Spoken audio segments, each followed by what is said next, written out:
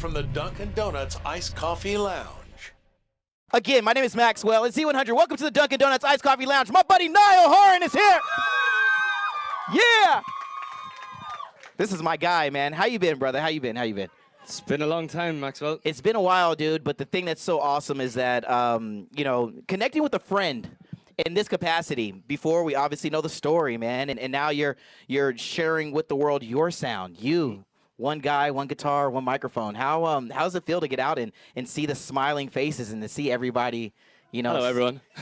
freaking out a little bit, man? How's it feeling for you, dude? Yeah, it's good. Yeah, it's obviously a little bit different. Yeah. But, I've enjoyed it so far. I've got to perform on some cool things. Yeah.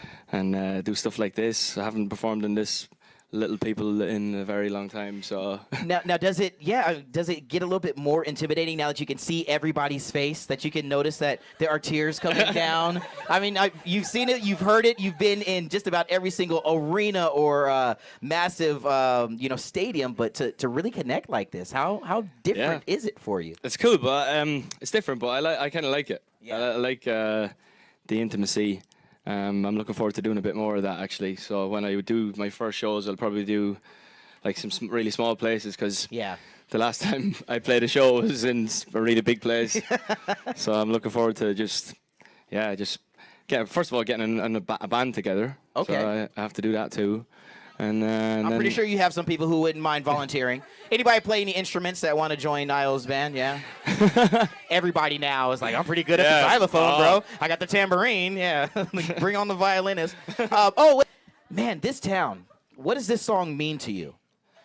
Not that much. I'm joking. I know. It's kind of. I kind of wrote. The way I write is I write like concepts for story. Like I write a story at the back of like my leather-bound book, and I kind of write that and then go back into the studio later on and kind of pick lines from that story. Okay. Turn it into a song type thing. So when I was backpacking, I brought my book with me and I just kind of wrote like stuff down at the back of this book, and then I wrote down this scenario, and I was kind of wrote it in a way that it's really relatable to everyone, because if you come from a small town, you know that you always bump into that 14-year-old, that girl that you dated when you were 14. Yep. You know what I'm saying? It's happening, dude, yeah. So if you go home, go home at Christmas, you always see those people. Do you sheepishly, scurry away from that person, or do you embrace that encounter, some years later? Yeah, they always tend to look the same, and you do get that, that rush. So that's why I kind of wrote it about in its simplicity. So and it's very relatable. Everyone's the same. While I was writing, I wasn't really thinking of. I was more thinking of the scenario and picture it in my head. So when I sing it, I always literally walk through the pub. Wow. It's always set in a pub. Yeah. So As it should be, dude. I know. Seriously, dog. So to create this particular story, and the fact that there are going to be so many more for a future album, man, creatively, how tough is it to challenge yourself as a solo artist now? I found it in terms of finding my sound, or yeah. Well, the stuff I would naturally pick up. I would pick up a guitar, and the stuff that I would generally play is kind of, old folk kind of stuff. And I grew up on old bands like the Eagles and Fleetwood Mac and Crosby, Stills and Nash and Jackson Browne, and so I've got an old head on young shoulders in terms of my music taste. Definitely not in other ways, but So I found it kind of when I went to start writing, I just found it natural to just pick it up, and that was what I was going to do. And This Town was probably one of the first songs that I wrote. I actually think it might have been the first one. Oh, and then wow. I went through this stage. So as a songwriter, you go through these stages of writing really good stuff, and then the next day it's absolutely shit. But I went through a streak of about 3 weeks where it was consistently. I felt like I was in a good place. Right on. And then it just came to an abrupt end. But I think I wrote my second single the day after I wrote This Town. My gosh. So I was kind of in. I'm not sure yet. But should I ask that question? What the name of the second single is? I don't know if it's going to be the second single. I wouldn't tell you anyway, because you know me, a man of surprises. Take us into the creation of this song at the Capitol building, dude. What was that like for you, bro?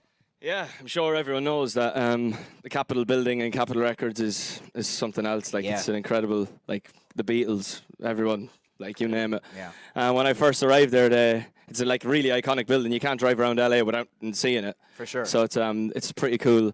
And then when I went in there, Steve Barnett, the guy who runs the place, he gave me the tour and showed me around the building. And they had like the original, like, remember when everything used to be recorded on tape? Yeah. Like they had the original, like, every single Beatles song and every Beach Boys song. A lot of people in here do not know about the technical stuff, like the reel-to-reel machine. Well, yeah, they used to just see it all. Your mind must have been blown. I just every like Pink Floyd song, every Beach Boys song. I'm like, this is like heaven.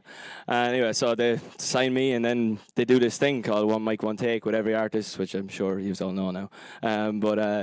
So they do it in Studio A, which is a very famous studio. Yeah. So basically, any picture that you've ever seen of Frank Sinatra recording with that mic, it's there. It's in that room. And so you were there, and you told me that you asked them to give you a couple of the photographs from some of the famous and some of your icons that you saw on the wall throughout the building. Well, as I was walking around, I seen like I just seen like pictures, really cool photos that I've never seen before, and I kind of said it as I was going, "Oh, really nice." And then for my birthday, they got me like a picture of Paul McCartney standing looking at a picture of Frank Sinatra in that pretty hallway. Sweet, dude. So it was it's in your house now? Is there front and center? It's definitely. It's right in the middle of the kitchen. Can't miss it.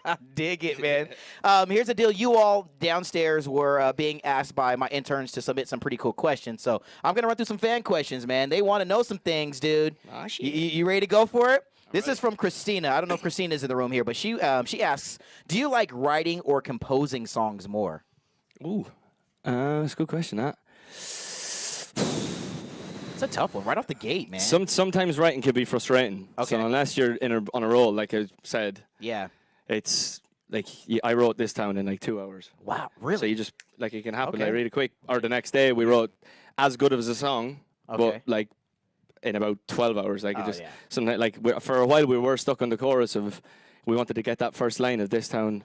If the whole world was watching, it's still down to you, but that kicks off the whole chorus, and without that line, we wouldn't have got the rest of it. So it takes a while. But I do like the composition part, like putting the music together. So next month, I'm going to spend the whole month. I got a big producer guy in. My A&R guy at the label said, you need to go and meet this guy. He wants to meet you. Make it happen. And so we actually ended up playing golf, shock horror, and drank about 9 pints of Guinness in Nashville. Yeah, shock.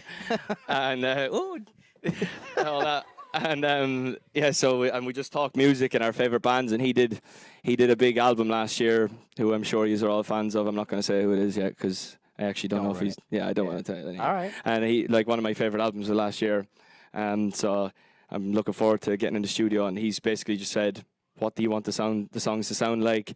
I've got a drummer, I've got a bass player, I've got a keyboard player that plays guitar.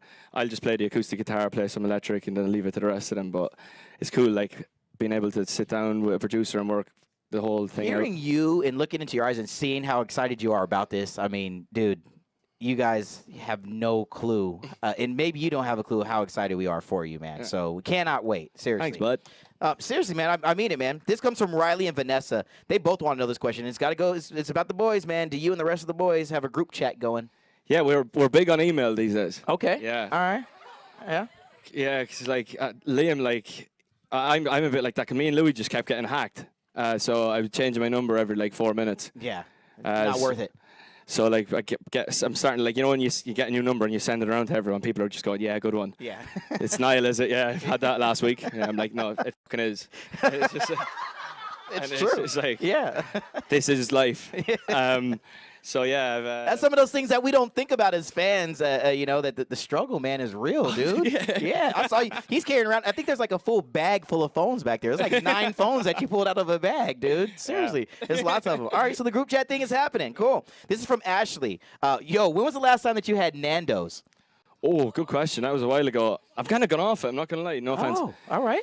Yeah, I found better places. Oh wow!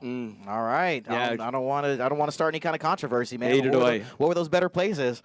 No, I don't want to start any controversy. Kiera wanted to know: do you think that you're gonna dance on tour? Oh yeah, loads. 90 minutes. It's like going to be like Backstreet Boys in Vegas. Oh, wow. Yeah. You're going all in. Oh, yeah. Tell us about that. What is it like now to start thinking about those things as a solo artist, touring and hitting the road? I mean, have you began to put your mind around that yet or no? Yeah. Well, I'm going to have to, like, there's going to be some performances coming up, I presume, where I'm going to need to beef up the song. Like, for now, it's good to walk around with a guitar and just jump in and just play by myself, you know, and play this, like, acoustic thing. I guess it shows off musicianship, too, which I don't mind. But at some stage, I'm going to have to bring in the strings that are on the, you know, and stuff like that. So I'm going to have to start thinking about putting a band together. I was thinking about asking, actually, do you know Sandy? Yeah. I was thinking about asking Sandy to come back. Oh, all right, Sandy. Oh, no. Yeah, Sandy. Yeah, Josh, hey, he's putting it out there, you guys. I'm looking right into the camera. Join that group chat. You know what I mean? Make sure you have the right number, though. Yeah, I know, right? Here goes another one. This is from Selena. What is your favorite line in this town? And I think you told me about this on the phone. Your favorite line in that particular song. What did I say on the phone? I think, everything comes back to you. Actually, if you look, I don't know if I seen it on the Today Show today.